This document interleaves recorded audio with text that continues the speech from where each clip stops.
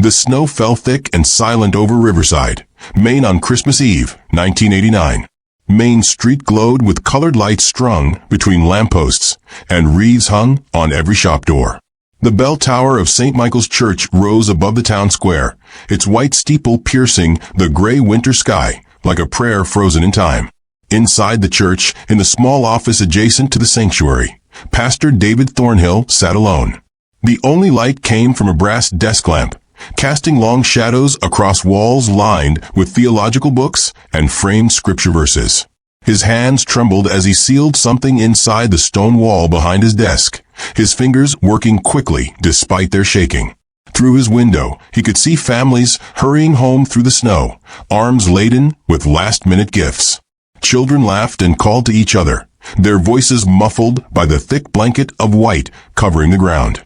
Pastor Thornhill pressed his palm against the wall, his lips moving in what might have been prayer or something darker. The church bells began to toll midnight. Christmas Day had arrived. He whispered for words into the darkness, "Forgive me. They're pure now." Then he extinguished the lamp and disappeared into the shadows of his church. On Christmas morning, 1989, 3 children disappeared from their beds in the small town of Riverside, Maine. There were no signs of struggle, no footprints in the freshly fallen snow, no ransom demands, no witnesses. For 35 years, their families searched desperately for answers, clinging to hope that grew thinner with each passing Christmas. But when a demolition crew tore down the abandoned St. Michael's Church in March of 2024, they discovered something hidden in the walls, something that proved the children had never left town at all. What they found in that church would expose a truth so dark, so deliberately evil, that it would shake an entire community to its core. This is the story of 3 innocent lives stolen on the holiest night of the year, and the monster who hid among the faithful for nearly half a century. If you're drawn to mysteries that delve into the darkest corners of human nature, subscribe to Ultimate Crime Stories now. You won't want to miss how this nightmare unfolds, and you definitely won't want to miss the shocking discovery that brings it all to light. Let me take you back to Christmas Eve, 1989. Riverside, Maine was a kind of town where everyone knew everyone else's business, where doors were left unlocked and children played freely in the streets. Population, 3,200. 1 main street, 3 churches, and a sense of safety that was about to be shattered forever. At the Morrison house on Maple Street, 10-year-old Emma Morrison was practically vibrating with excitement. She had spent the afternoon rehearsing her solo for the Christmas morning service, her voice clear and sweet as she sang Silent Night in front of her bedroom mirror. Emma wore a red velvet dress that her grandmother had spent weeks making by hand, complete with white lace collar and pearl buttons. Her blonde hair was curled into perfect ringlets, and she clutched a new diary her parents had let her open early, a special Christmas Eve tradition. At 8:45 that night, her mother Catherine tucked her into bed, kissing her forehead and adjusting her blankets just so. Emma's last words to her mother were, "I can't wait to sing tomorrow, Mama. Do you think the angels will hear me?" Catherine had smiled and assured her daughter that the angels would definitely be listening. She had no idea how horrifyingly prophetic those words would become. 3 blocks away, at the Chen family home on Birch Avenue, 9-year-old Lucas Chen was in his room, carefully polishing his grandfather's silver cross. Lucas was an altar boy at St. Michael's, a role he took with the utmost seriousness. He had been chosen to lead the Christmas procession the next morning, and he wanted everything to be perfect. His parents, David and Sarah Chen, had immigrated from Taiwan before Lucas was born, and their Catholic faith was the anchor of their family life. Lucas practiced his prayers in both English and Mandarin, his young voice earnest, as he prepared for the most important service of the year. At 9 o'clock, his father David came in to say goodnight, finding Lucas reading a book about saints by flashlight under his covers. They said prayers together in Chinese, a ritual they performed every night. David kissed his son's head and told him to get some sleep. Lucas promised he would, right after finishing one more chapter. His father turned off the light and closed the door, never imagining it would be the last time he'd see his son alive. On the edge of town, at the Ellis Foster home on Cedar Lane, 11-year-old Sophie Grant was experiencing her first real Christmas. Sophie had been in the foster care system for 3 years, bouncing between homes, never staying anywhere long enough to feel like she belonged. But 2 months ago, she'd been placed with Margaret and Tom Ellis, and for the first time in her young life, she felt safe. She felt wanted. Margaret Ellis was a warm, patient woman who had opened her home to dozens of foster children over the years, and she had a special soft spot for Sophie. That Christmas Eve, Sophie had spent hours making paper snowflakes to decorate her room, carefully cutting intricate patterns into white paper and taping them to her window. At 8:30, Margaret came in to read her The Night Before Christmas, a book Sophie had never heard before. As Margaret read, Sophie interrupted with a question that would haunt Margaret for the rest of her life. "Can I call you Mom? Just to try it out." Margaret's eyes had filled with tears as she hugged the girl and said, "Oh, sweetheart, I would love that." They finished the story, said prayers together, and Margaret tucked Sophie in, kissing her goodnight. Sophie's last words were, "This is the best Christmas ever." By morning, she would be gone. Christmas morning arrived with fresh snow and the sound of church bells calling the faithful to service. At 7 o'clock, Catherine Morrison opened Emma's bedroom door, expecting to find her daughter already awake and bursting with energy. Instead, she found an empty bed. The red velvet dress was laid out for church, but Emma was nowhere to be seen. The window was closed. The room was warm. Emma's slippers sat neatly beside her bed. Her new diary lay on the nightstand, unopened to any page. Catherine's first thought was that Emma must be downstairs, too excited to wait. But a quick search of the house revealed nothing. Emma's winter coat hung in the closet. Her boots sat by the door. Catherine's voice rose in pitch as she called for her husband Robert. By 7:15, they were calling the police, their Christmas morning dissolving into every parent's worst nightmare. 30 minutes later, at the Chen household, Sarah Chen discovered that Lucas's bed was empty. The silver cross he never took off lay on his dresser. His window was locked from the inside.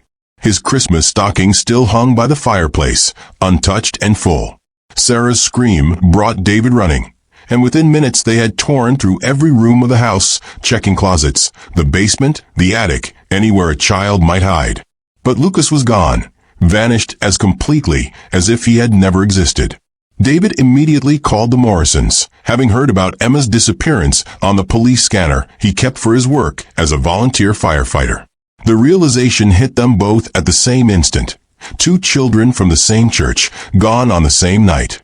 At 7:45, Margaret Ellis went to wake Sophie for Christmas breakfast, planning to make her famous cinnamon rolls, Sophie's favorite. The bedroom was empty. Margaret's scream brought Tom running from downstairs. Sophie's paper snowflakes were scattered across the floor, as if disturbed by a struggle or a hasty departure. The window stood open despite having been locked the night before. Margaret was certain of it. But there were no footprints in the fresh snow beneath the window, which had fallen steadily until about 2 in the morning. It was physically impossible for Sophie to have left through that window without leaving tracks, yet she was gone. Tom called the police, then called the Morrisons, then the Chens. By 8:15, 3 families were living the same nightmare, and the entire town of Riverside was about to learn that their safe little community had just become the site of something incomprehensible. Police Chief Harold Webster arrived at the Morrison house first. A 30-year veteran of small-town law enforcement, Webster had dealt with runaways, domestic disputes, and the occasional theft. But 3 children vanishing simultaneously from locked houses with no signs of forced entry? He was out of his depth within minutes. By 9 o'clock, he had called in the state police. By 10, search dogs were being deployed. The dogs were brought to each house, given items of clothing to scent, and released to track. But something impossible happened at each location. The dogs would follow the scent to the threshold of each child's bedroom and then lose it completely, as if the children had simply evaporated. No trail led outside. No trail led anywhere. The handlers had never seen anything like it. It defied every principle of scent tracking they knew. Search parties formed within hours. Over 500 residents of Riverside abandoned their Christmas celebrations to comb the woods surrounding the town. They searched fields, abandoned buildings, the banks of the Riverside River. Divers were brought in to search Miller's Pond, despite the ice covering its surface. Helicopters equipped with thermal imaging flew grid patterns over the area. The National Guard was mobilized by evening. For 3 days, the search continued around the clock. And they found nothing. Not a single shred of evidence. Not a footprint, not a piece of torn clothing, not a lost shoe.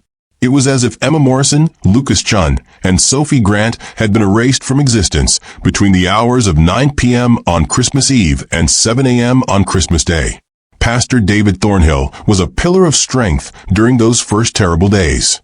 He organized prayer vigils at St. Michael's Church, holding services every evening where the community could gather and support one another.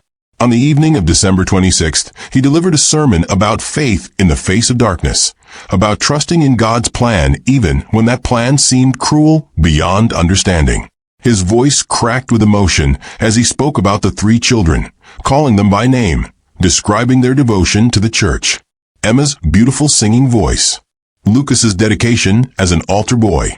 Sophie's joy at finally finding a church family after years in foster care. People wept openly as he spoke. Many would later say that Pastor Thornhill's strength and compassion were the only things that held the community together during those dark days. They had no idea that the man offering them comfort was the same man who had stolen their children. The media descended on Riverside like locusts. By December 26th, national news crews had set up camp in the town square. The story had everything that captured public attention. 3 innocent children, a Christmas disappearance, a small town in shock, and absolutely no answers. America's Most Wanted featured the case in January of 1990. The families appeared on every major news program, pleading for information, begging whoever had taken their children to return them safely. Tips poured in by the thousands. Each one was investigated. Each one led nowhere. Emma's face appeared on milk cartons across the country. Lucas and Sophie's photos were plastered on telephone poles and shop windows.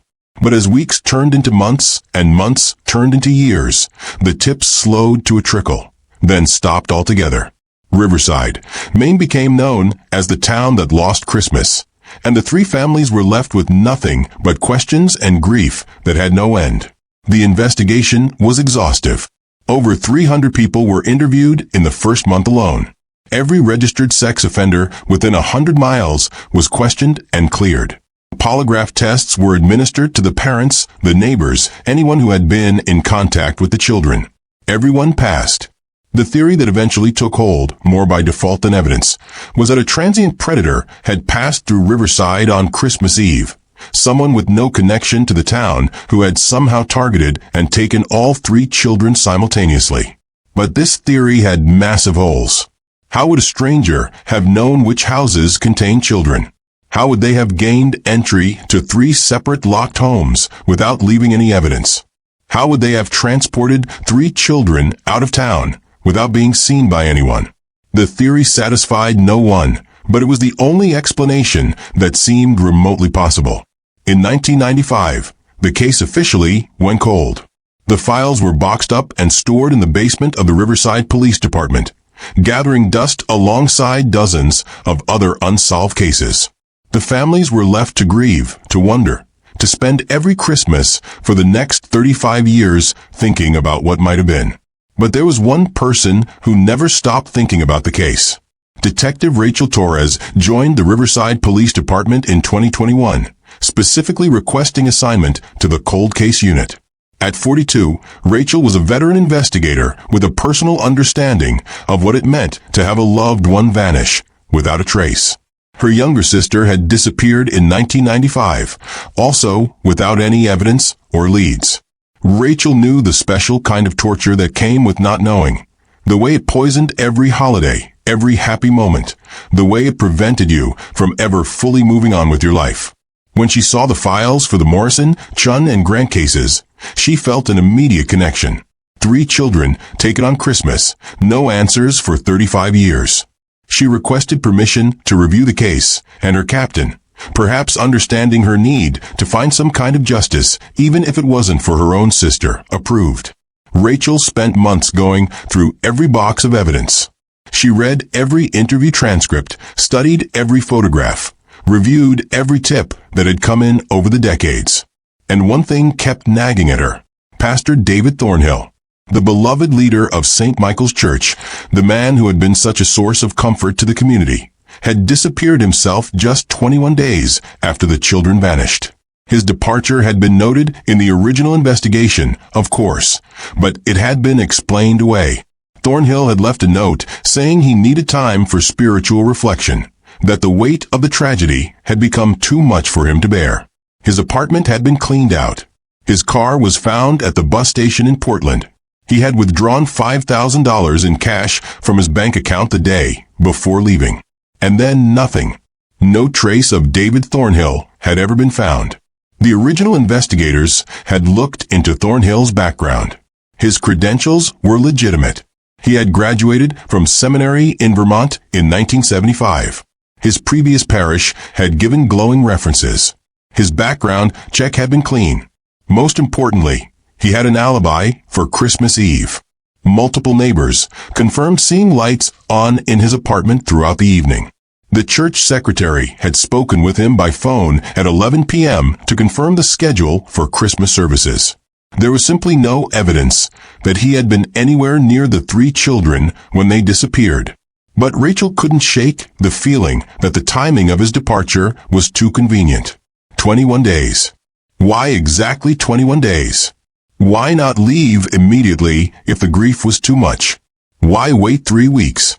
She decided to dig deeper into Thornhill's past, going beyond what the original investigation had uncovered.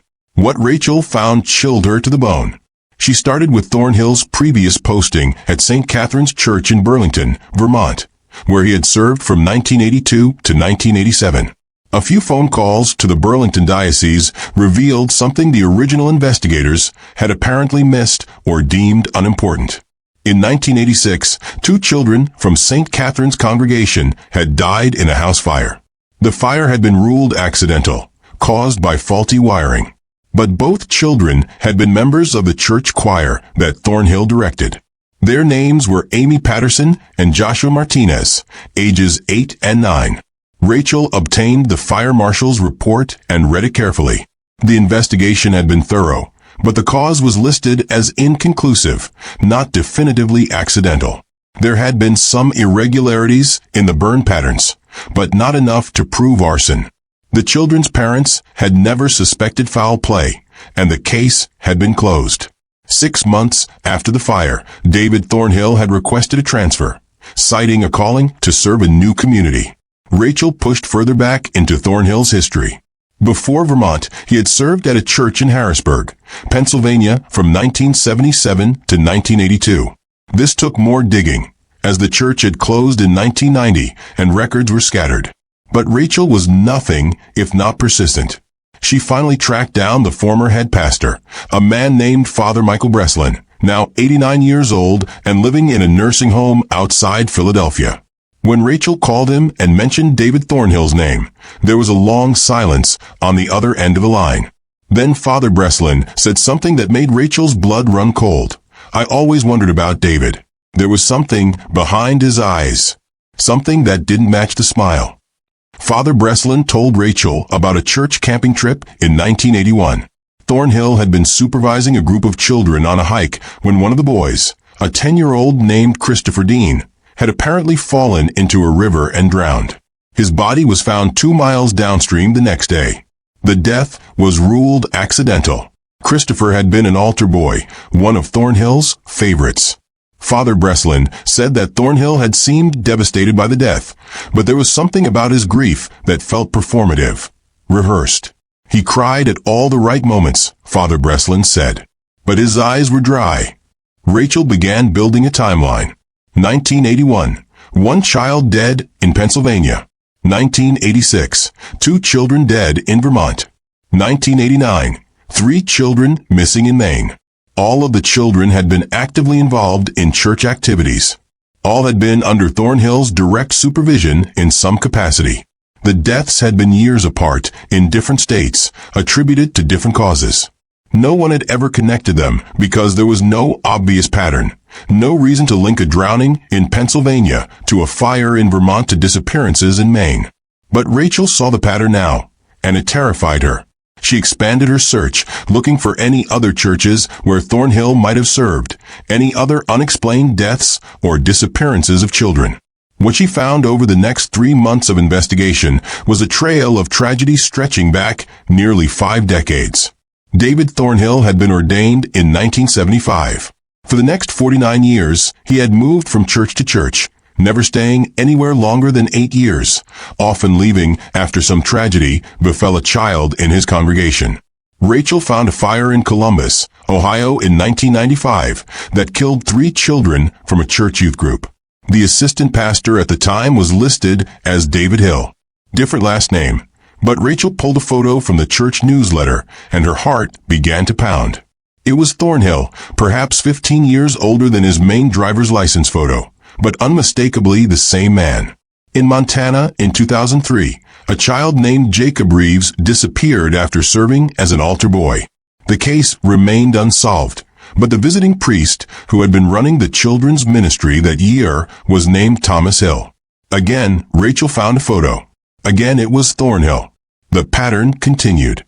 Arizona, 2011. 2 children dead from carbon monoxide poisoning in a church basement. The pastor who discovered them and called it in was David Hillman. Oregon, 2019. A child fell into an abandoned well on church property and died. The assistant pastor was Daniel Thornhill. Each time, he used a variation of his name. David Daniel Thomas. Thornhill Hill Hillman. Just different enough to avoid automatic detection if anyone was searching databases, but close enough that he could respond naturally if someone called him by name. Rachel realized she was looking at a serial killer who had been operating for nearly 50 years, hiding in plain sight within the very institutions that were supposed to represent safety and moral authority. The scope of it was staggering. She estimated, based on the cases she could confirm, that Thornhill had murdered at least 24 children, and there might be more she hadn't found yet. He chose children who were deeply involved in church activities, children whose faith and innocence made them easy to manipulate. He gained their trust over months, then killed them in ways that could be explained as accidents, or, in the case of Emma, Lucas, and Sophie, simply made them disappear. And he had gotten away with it for decades because he was patient, methodical, and smart enough to move before anyone could suspect him.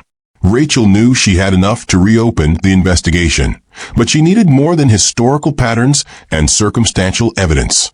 She needed to find David Thornhill. She needed to prove what he had done.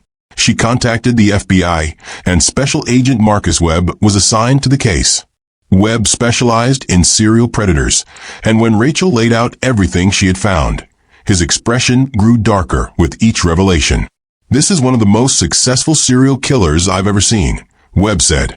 "The fact that he's never been caught, never even seriously suspected until now, is terrifying. We need to find him before he kills again." Together, Rachel and Webb began the process of tracking Thornhill's movements after he left Oregon in 2022. They checked every variation of his name they could think of against church employment records, social security databases, tax filings.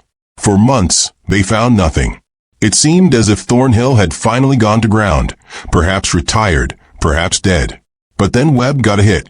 A small church in Cascade Falls, Washington, a town of about 4,000 people in the foothills of the Cascade Mountains, had hired a new assistant pastor in March of 2023.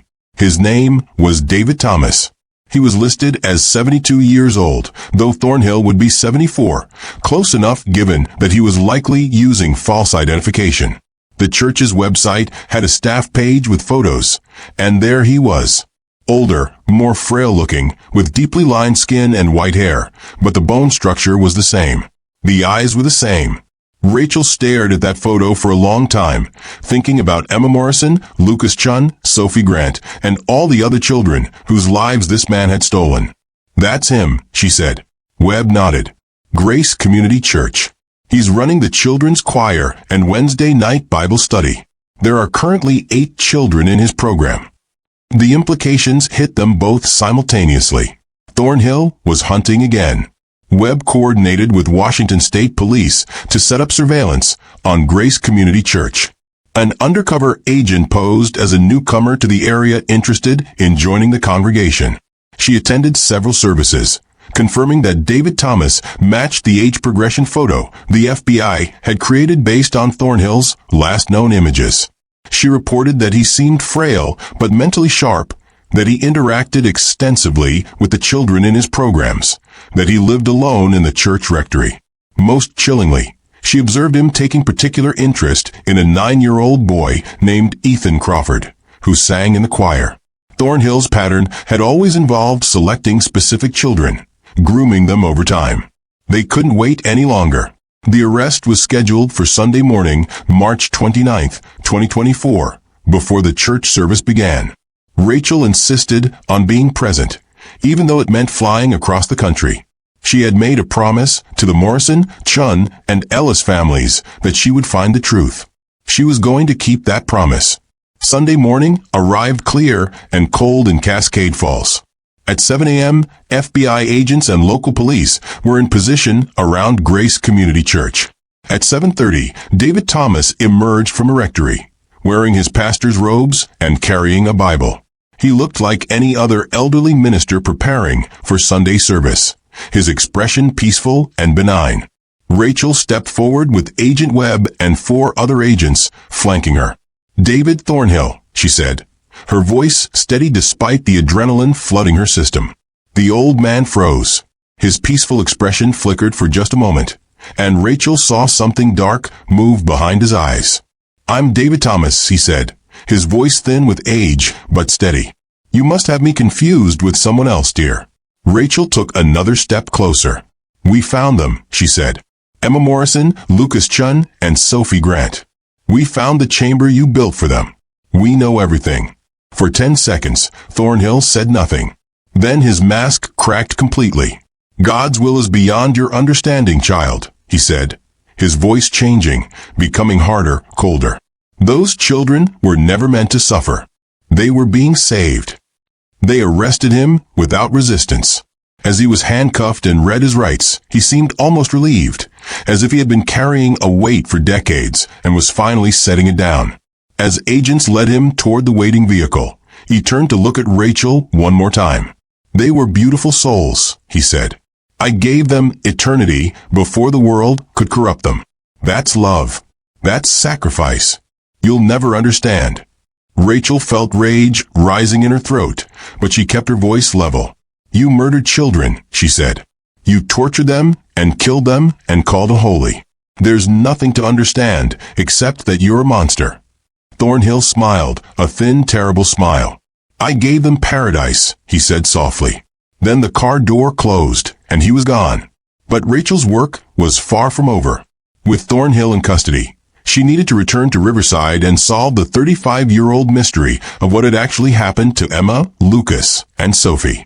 She knew they were dead. Thornhill's reaction had confirmed that, but the families deserved to know how they had died, where they had been kept, where their remains could be found. She needed to search St. Michael's Church, but there was a problem. The church had been abandoned since 2009, when the congregation merged with another parish and moved to a newer building. The old structure had deteriorated badly over the years. The roof had partially collapsed. Windows were broken. The building had been condemned, and the city council had voted to demolish it and turn the land into a memorial garden. The demolition was actually scheduled to begin in less than a week. Rachel called the Riverside City Council and requested a delay, explaining that the church might contain evidence in a murder investigation. They agreed to postpone the demolition by 2 weeks, giving her time to conduct a thorough search.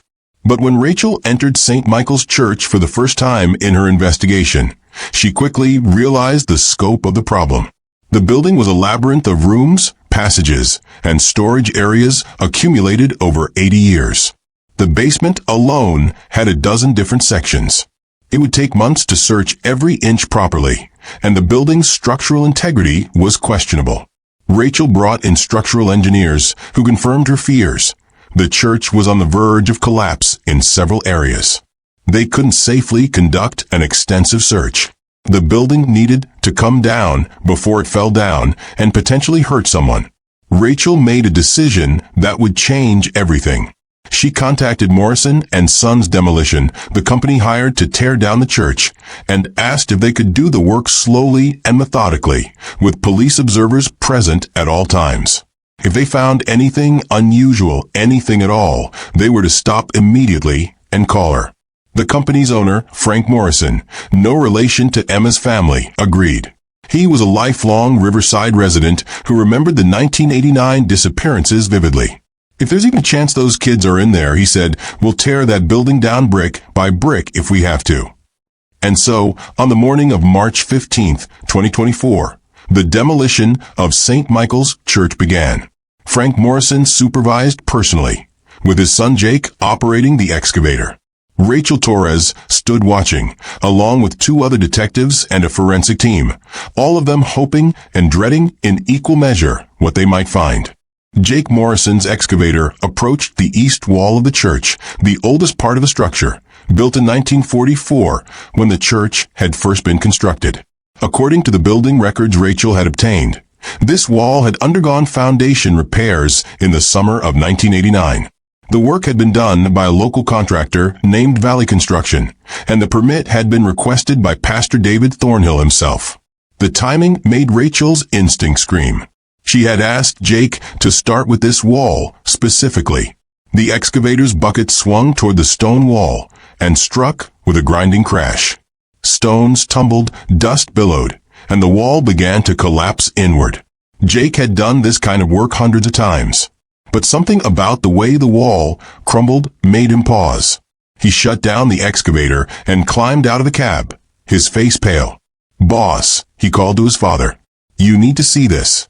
Frank Morrison approached the partially demolished wall, Rachel right behind him. Through the settling dust, they could see into a hollow space that had been sealed inside the wall. And there, arranged carefully on a wooden shelf, were 3 small backpacks and 3 pairs of shoes. Children's shoes, old and dusty, but still intact. A pair of red Mary Janes. A pair of black dress shoes, boy size. A pair of white sneakers with pink laces. Rachel's hand went to her mouth. She recognized those shoes from the missing persons reports. The red Mary Janes were Emma Morrison's. The black dress shoes were Lucas Chen's. The white sneakers were Sophie Grant's.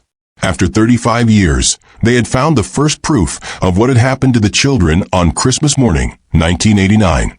Rachel immediately called for the full forensic team and secured the scene. No one was allowed to touch anything until every photograph had been taken, every measurement recorded. The backpacks were carefully removed and examined. Emma's backpack was purple with a unicorn patch stitched on the front. Inside were school papers dated December 23, 1989, a lunchbox with her name written on it in marker, and a small stuffed rabbit that Catherine Morrison had mentioned in her original missing person report. Lucas's backpack was blue canvas, worn at the edges. It contained an altar boy handbook, prayer cards with Chinese characters on the back, and a small wooden box that his father had made for him to keep his treasures. Sophie's backpack was pink with a butterfly design.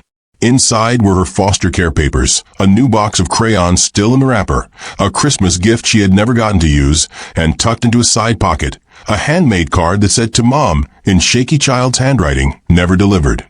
But Rachel knew there had to be more.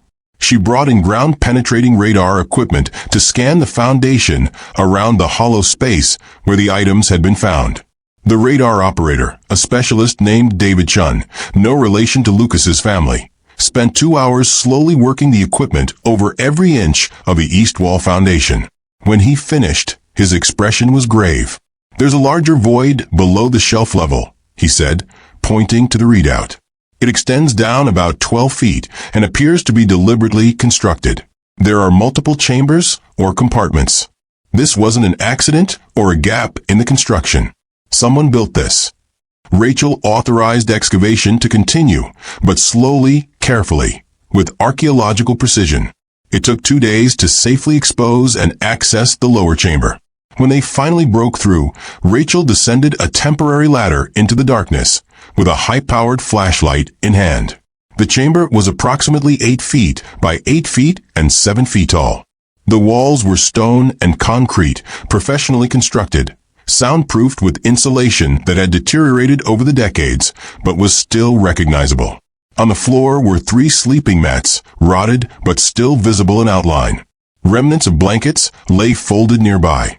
Plastic cups and plates, child-sized, sat on a small shelf built into the wall. There was a flashlight with batteries long corroded and dead. There were coloring books, their pages yellowed and fragile. There was a children's Bible, the kind with pictures and simple language. And there, carved into the stone wall with something sharp, scratched painstakingly over what must have been hours or days, were initials and a message. EM plus LC plus SG. We were here. Please find us. Rachel had to step out of the chamber for a moment, overwhelmed by the evidence of what these children had endured. They had been kept here in this dark hole beneath the church, while their families searched desperately for them above ground, while their faces appeared on television and their photos were plastered across the country, while prayer vigils were held in the very church that served as their prison. They had been here the whole time, and no one had known. No one had found them. When Rachel regained her composure, she went back into the chamber with the forensic team. They searched every inch, documenting everything. And in the cracks between stones, folded small and wedged tight, they found 3 pieces of paper. 3 notes written in children's handwriting, preserved by the dry environment of the sealed chamber. Emma Morrison's note was written in purple crayon on a page torn from her Christmas diary. The handwriting was shaky but legible. Day 8, I think. I'm trying to keep track, but it's hard in the dark. Pastor David brings food once a day. Sometimes just bread and water. Sometimes soup. He says we're being purified. He says our parents gave permission for special religious training. I don't believe him. Why would they let him keep us in the dark? Why would they let us be so scared? Lucas cries at night when Pastor David takes the light away. Sophie won't talk anymore. She just stares at the wall. I try to be brave for them, but I'm scared too. It's so dark when he takes the flashlight. I count the stones on my wall to pass the time. 47 stones. I've counted them so many times I could draw them with my eyes closed. We pray so much. Hours and hours. My knees hurt from kneeling on the stone floor. He says we're angels waiting for heaven. But I don't want to go to heaven. I want to go home. I want my mom. Lucas Chen's note was written in pencil on the back of a prayer card, the writing tiny to fit the small space. I don't know how many days anymore. I lost count. Maybe 2 weeks? Maybe more? Pastor David makes us memorize scripture. Long passages. If we forget even one word, we don't get food that day. Yesterday, Sophie forgot the 23rd Psalm, and he didn't give her dinner. She's getting so weak. She can barely stand up now. Emma shared her bread with Sophie when Pastor David wasn't looking. The bells ring above us. I can hear the church services, the organ, people singing. I scream during them. I scream as loud as I can, but no one hears. The walls are too thick. He says screaming is a sin. He says we must be silent like lambs being led to slaughter. That's from the Bible, but I don't think it means what he says it means. My throat hurts from not screaming. I pray to God, but I don't think he hears me either. Or maybe he hears, but he's not answering. I don't understand why this is happening to us. Sophie Grant's note was written in a child's uncertain handwriting on a page from one of the coloring books, around the border of a picture of Jesus with children. Please find us. We're under the church, under St. Michael's. Pastor Thornhill took us on Christmas. He came to our houses late at night. I don't know how he got in, but suddenly he was there in my room. He said there was a special surprise at the church for the good children. He said it was a secret. I followed him because I trusted him. He's a pastor. He's supposed to be good, but he locked us down here in the dark. It hurts here. It's so cold, and dark, and scary. Emma and Lucas are nice to me. They try to make me feel better. They're my first real friends. I wish I could have been their friend in real life, and not just here in this dark place. If someone find this, please tell Mrs. Ellis, I'm sorry. I'm sorry I broke my promise about making Christmas breakfast together. I wanted to stay with her forever. I wanted to call her mom. Rachel read each note multiple times, tears streaming down her face. These children had been alive down here for weeks. They had suffered, starved, hoped for rescue that never came. And then what? The notes were dated to roughly mid-January 1990, about 3 weeks after the kidnapping. What had happened after that? Rachel knew they needed to search deeper. The ground-penetrating radar had shown additional voids in the foundation, below and around the main chamber. She authorized continued excavation, and what they found over the next 2 days would haunt everyone involved for the rest of their lives. Below the main chamber, sealed behind carefully bricked walls, they found 3 more hollow spaces. Each one was approximately 6 feet long and 2 feet wide, the dimensions of a child's grave. The first space they opened contained skeletal remains in remnants of clothing. A red velvet dress, rotted but still recognizable. The bones were small, fragile, arranged in a fetal position. The forensic anthropologist, Dr. Patricia Okonkwo, examined them carefully at the scene before they were moved. Female child approximately 10 years old, she said softly. I'll need to do full analysis at the lab, but preliminary examination suggests death by asphyxiation. The space is too small and too well sealed. There's no ventilation. She would have run out of oxygen within hours of being sealed in. Emma Morrison had been buried alive in a brick tomb, sealed in the darkness, suffocating slowly. The thought of what her last hours must have been like was almost too much to bear. The second space contained more skeletal remains, these in the remnants of altar boy robes. In the bones of the hands, still clutched tight after 35 years, was a silver cross on a chain. Lucas Chen had gone into death holding onto his faith.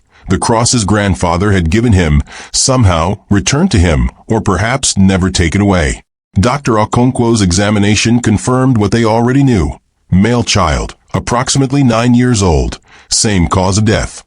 Asphyxiation in a sealed space. He had died the same way Emma had, alone in the dark, running out of air, perhaps praying until his last breath.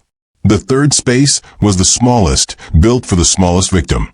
Sophie Grant's remains were clothed in the remnants of a nightgown with a faded flower pattern. And there, mixed with the bones, were fragments of paper snowflakes, the ones she had made on Christmas Eve to decorate her room. Somehow, some of them had been with her when she was taken, or perhaps Thornhill had retrieved them later, adding them to her tomb as some twisted gesture. Dr. Okonkwo's voice shook slightly as she confirmed. Female child, approximately 11 years old. Cause of death the same. 3 children sealed into brick tombs, left to die slowly in the darkness beneath the church while the congregation above sang hymns and prayed for their safe return. Rachel had seen terrible things in her career. She had worked homicides, child abuse cases, the worst that humanity had to offer. But this was different. This was evil on a scale that defied comprehension. David Thornhill had kidnapped 3 children, kept them prisoner for weeks, starved and terrified them, forced them to pray and memorize scripture, all while presenting himself as their savior. And then, when he had finished with them, when his sick ritualistic timeline had concluded, he had sealed them into individual tombs and left them to suffocate.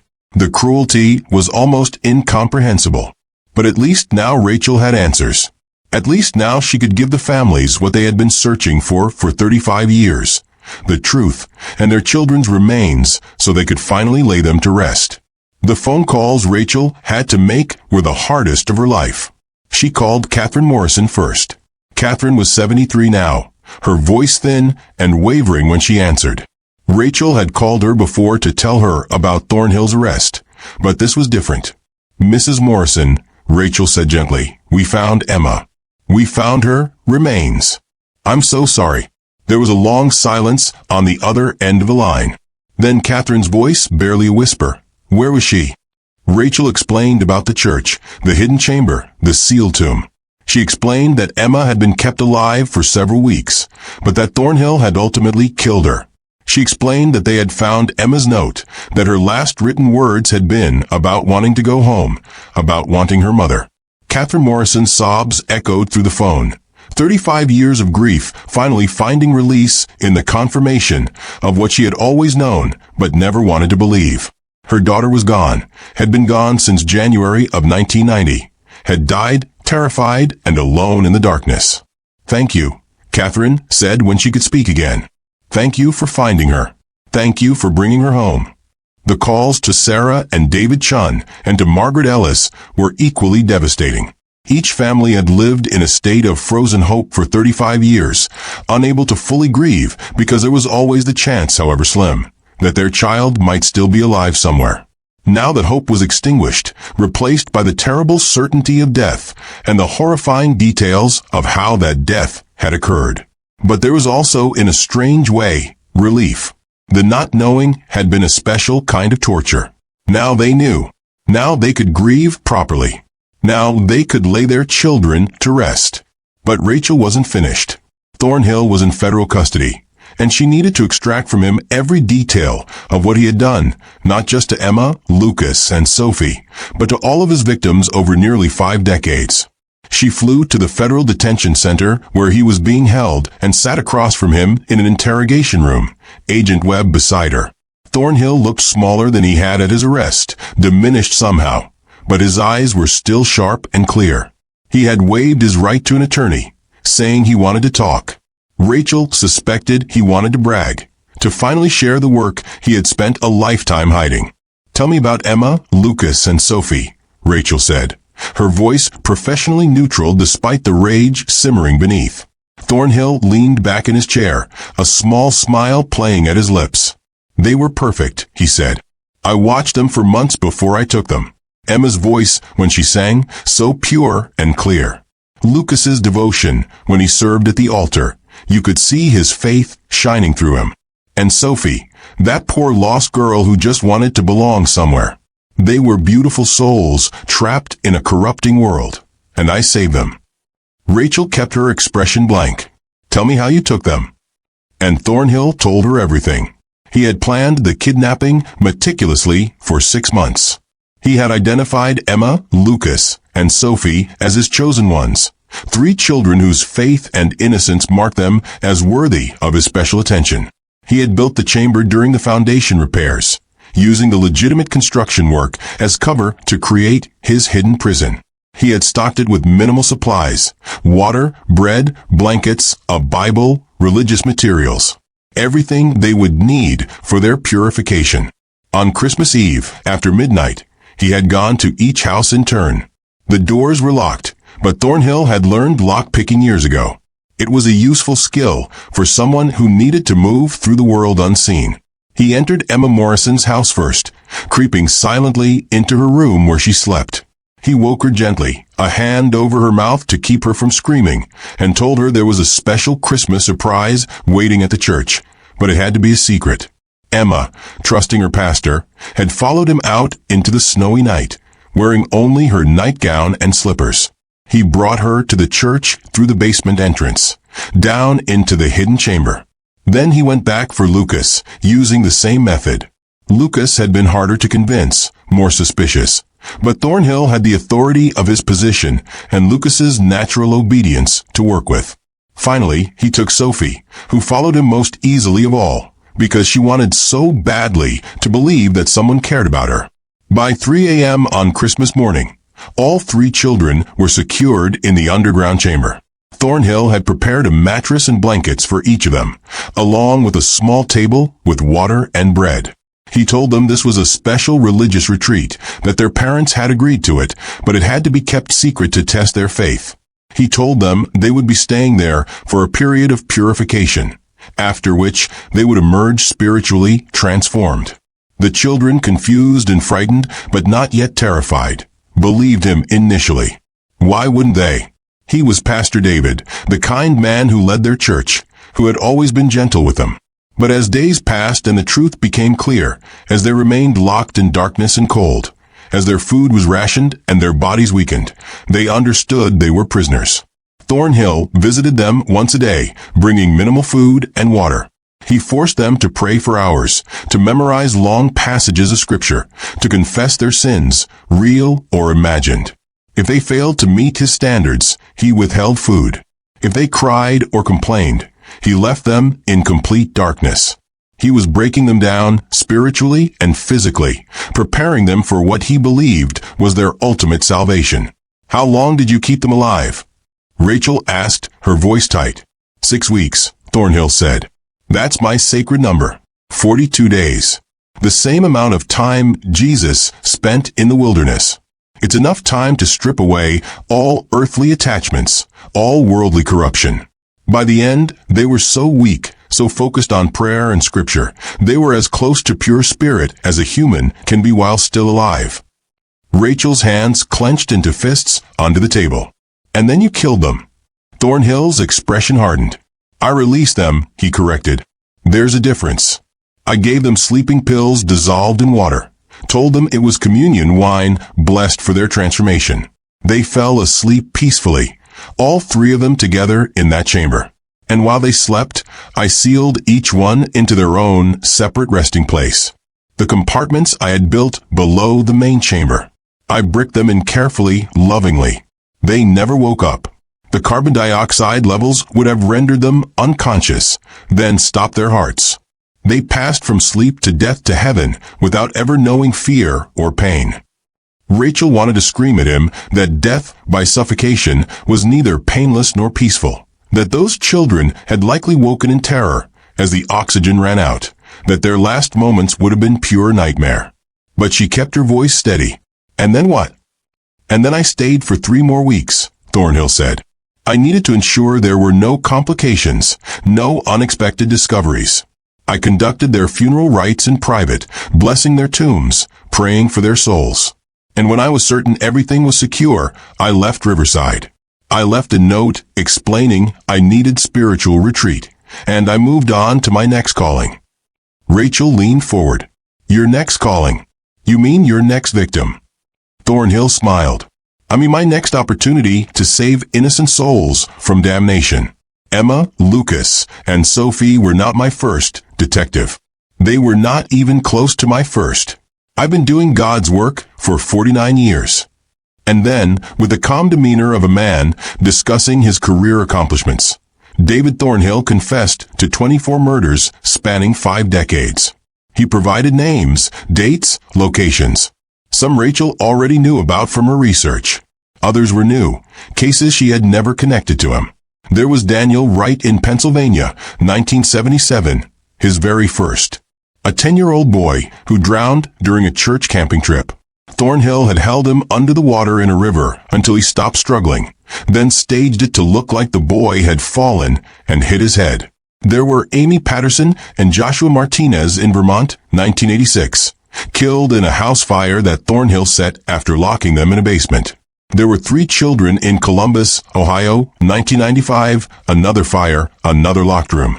A boy in Montana in 2003, kept in a sealed basement for 2 months before Thornhill suffocated him with a plastic bag. 2 children in Arizona, 2011, carbon monoxide poisoning that Thornhill administered deliberately while they were attending a church sleepover he supervised. A girl in Oregon, 2019, who didn't actually fall into a well, but was pushed by Thornhill after he decided she had been sufficiently purified. The list went on and on. Each child had been involved in church activities. Each had been carefully selected for their perceived innocence and devotion. Each had been killed in ways that could be explained as accidents or, in cases like Emma, Lucas, and Sophie, simply made to disappear. Why children? Rachel asked. "Why not adults if you're so concerned about sin?" Thornhill looked at her as if she had asked why water was wet. "Because children are the only humans still capable of true innocence," he said. "Adults are already corrupted, already lost. But children, especially devout children who haven't yet been fully poisoned by the modern world, they can still be saved. I chose the best ones, the brightest souls, and I preserved them before the world could ruin them. I gave them eternity in a state of grace. That's love, detective. That's the purest form of love there is." Rachel stood up, unable to sit across from him for another second. You're going to spend whatever time you have left in prison, she said. And when you die, there's no heaven waiting for you. Just an end. That's all you get. Thornhill's smile never wavered. We'll see, he said. We'll see who was right. The trial, when it came 6 months later, was swift. Thornhill pled guilty to all 24 murder counts in exchange for a sentence of 24 consecutive life terms without possibility of parole instead of the death penalty. His cooperation in locating victims' remains, where possible, was considered in sentencing. 19 sets of remains were ultimately recovered from the various locations he provided. 5 children were never found, their bodies destroyed in fires or buried in locations that had since been developed. At his sentencing hearing, Thornhill was given the opportunity to make a statement. He stood, frail and elderly, and addressed the courtroom full of victims' families.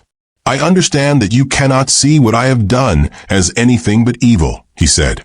But I tell you truthfully that I acted out of love. I acted out of faith.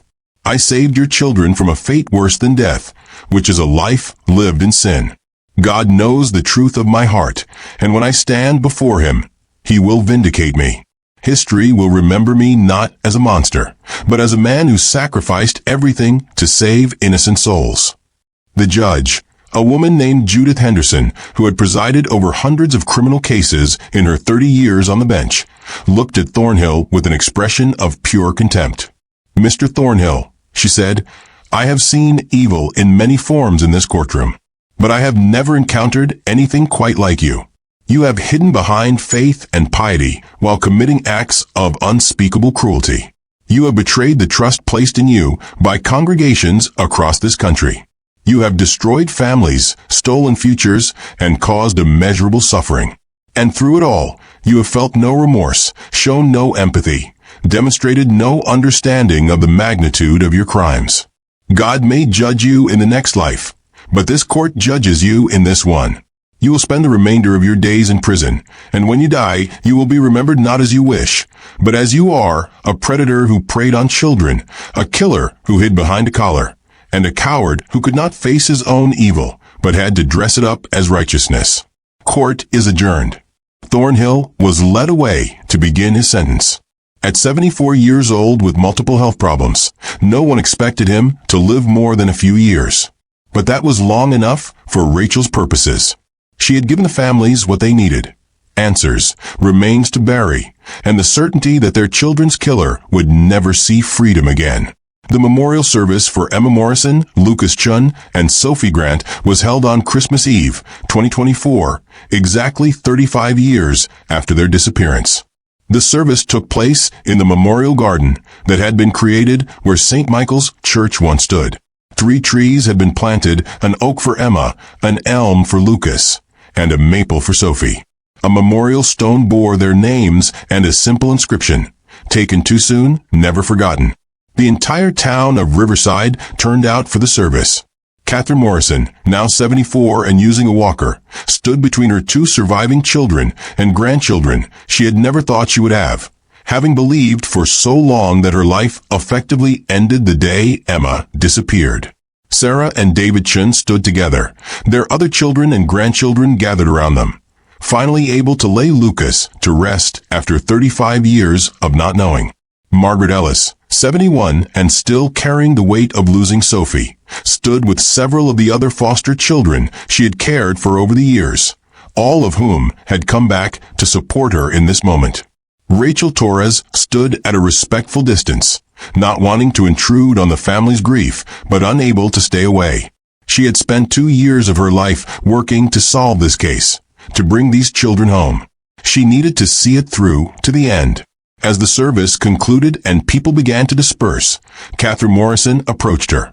The old woman took Rachel's hands in her own, thin and frail, but surprisingly strong. Thank you, Catherine said. Thank you for not giving up. Thank you for bringing Emma home. I can finally rest now. She can finally rest. Rachel felt tears streaming down her face. I wish I could have found her in time, she said. Catherine shook her head. No one could have. Thornhill was too careful, too patient. But you found her in the end. That's what matters. Emma's home now. As the sun set on Christmas Eve, casting long shadows across the memorial garden, Rachel stood alone looking at the three trees. She thought about Emma Morrison, who had loved to sing and had died with a prayer on her lips. She thought about Chen, who had held on to his faith literally to his last breath, dying with his grandfather's cross in his hands. She thought about Sophie Grant, who had finally found a family only to have it stolen away, who had died with paper snowflakes she had made scattered around her. 3 innocent lives, cut brutally short by a man who believed he was doing God's work. Rachel also thought about the other 21 children whose names she now knew: Daniel Wright, Amy Patterson, Joshua Martinez, Jacob Reeves. All of them gone, their lives stolen by David Thornhill's twisted ideology. But at least now their families had answers. At least now they could grieve properly, could lay their children to rest, could begin the slow process of healing that only becomes possible when uncertainty ends. It wasn't enough. It would never be enough. No amount of justice could bring those children back. But it was something. As Rachel walked back to her car, her phone buzzed with a message. It was from Special Agent Webb. They had just received a call from a family in Nevada who had lost a daughter in a church fire in 2011. They wanted to thank Rachel for finally giving them answers about what had really happened. The message ended with, 3 more families called today. Word is spreading. You gave them closure. Good work, Torres.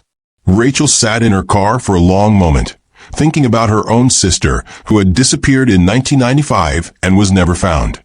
She had become a detective because of that loss, had dedicated her life to finding missing people because she couldn't find the one who mattered most. She hadn't found her sister, but she had found Emma, Lucas, and Sophie. She had found 21 other children. Maybe that was enough. Maybe that was all she could ask for. She started her car and drove through the quiet streets of Riverside, past houses decorated with Christmas lights, past families visible through windows gathering for the holiday. Life continued as it always did, even after tragedy. The town of Riverside had lost 3 children 35 years ago, and that loss had marked every Christmas since. But now, finally, those children were home. Now finally, their families could begin to heal. It wasn't a happy ending. There could be no happy ending to a story like this, but it was an ending. And sometimes, that was the best you could hope for. David Thornhill would die in prison 3 years later, in 2027, from complications of pneumonia. He never recanted his confessions or expressed remorse for his crimes. His last words, according to the prison chaplain who attended him, were, "Tell them I was right. Tell them I saved those children." No one listened. His body was cremated, and his ashes were buried in an unmarked grave. No memorial service was held. No one mourned him. He had spent nearly 50 years believing he would be remembered as a savior, but in the end he was remembered only as a monster. And even that memory faded quickly as the world moved on to newer horrors, newer tragedies. But Emma Morrison, Chen, and Sophie Grant were not forgotten. Their memorial garden became a place where the community gathered every Christmas Eve to honor their memory and the memories of all children lost to violence. Their names were spoken aloud each year so that they would not fade into obscurity. They had been murdered by a man who believed he was giving them eternity. But they found eternity in a different way, in the memories of those who loved them, in the community that refused to let them be forgotten, and in the example of 3 young lives that mattered, that meant something, that were worth remembering. This is the story of how 3 children vanished on Christmas morning in 1989, and how, 35 years later, the old church finally revealed its darkest secret. It's a story about evil hiding behind goodness, about predators who use positions of trust to access victims, about families who never stopped searching and never stopped hoping. But it's also a story about justice delayed, but not denied, about a detective who refused to let a cold case stay cold, and about a community that came together to remember 3 children who deserved so much more than the short lives they were given. If you've stayed with me through this dark journey, I want to thank you for bearing witness to Emma's, Lucas's, and Sophie's story. Their lives mattered. Their deaths mattered. And the truth of what happened to them matters, no matter how painful it is to hear. Here on Ultimate Crime Stories, we don't look away from the darkness. We shine a light into it, we examine it, we learn from it, and we honor the memories of those who were lost to it. If this story moved you, if it made you think, if it reminded you to hold your loved ones a little closer, then please subscribe to Ultimate Crime Stories. There are too many cases like this one, too many families still searching for answers, too many children whose stories have never been fully told. Together, we can make sure they're not forgotten. Together, we can demand justice for the victims and accountability for those who harm them.